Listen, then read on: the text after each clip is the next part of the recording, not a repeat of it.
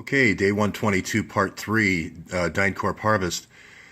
So someone mentioned to me that, I think it was John Ramos that said the pictures were actually, that I showed of the organ harvesting that were labeled for Malaysia were actually Syria. And, there was obviously photographic proof that those kids were harvested for their organs, but that they were not Malaysian, they were Syrian.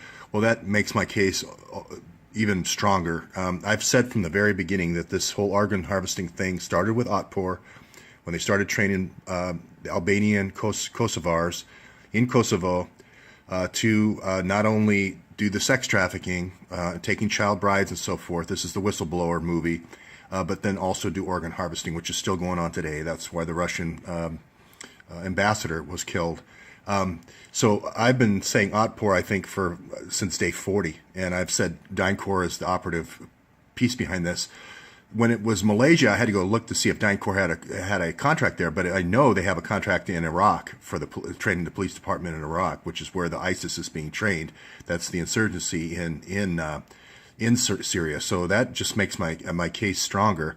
I've said from the very beginning that Otpor's own PR puts them in Libya to train the Muslim Brotherhood for the overthrow of Libya and the overthrow of Syria. So their own PR, their own photos say this.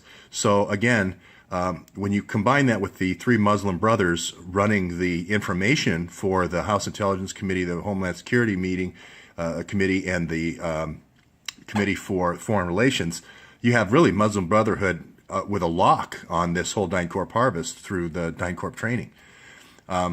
So this picture, I've just basically changed it. These are from the Ghouta sarin gas attacks. I've said from the beginning that we gave the Muslim Brotherhood sarin gas. This is, I think, day 40 I put this in after I put the stingers in. So this is, again, even stronger photographic evidence that these organs have been removed from these Syrian kids.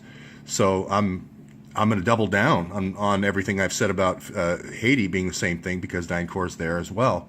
And we have these kidnappings and disappearances, and then these CAT scanners show up, and then these Médecins Sans Frontières people, these George Soros organizations that are good guys during the day and they're bad guys at night. The white helmet's the same way.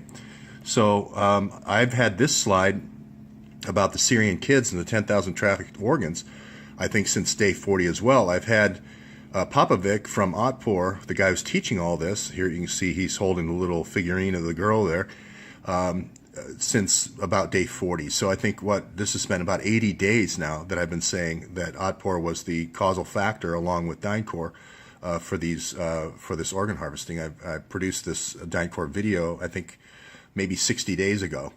So, in no way this fact checker, came back. Oh, by the way, DynCorp also has doing a lot of damage on this slideshow. They're going in and deleting everything that's DynCorp related. It just points, this page was damaged, for instance, of the girl's picture was blacked out.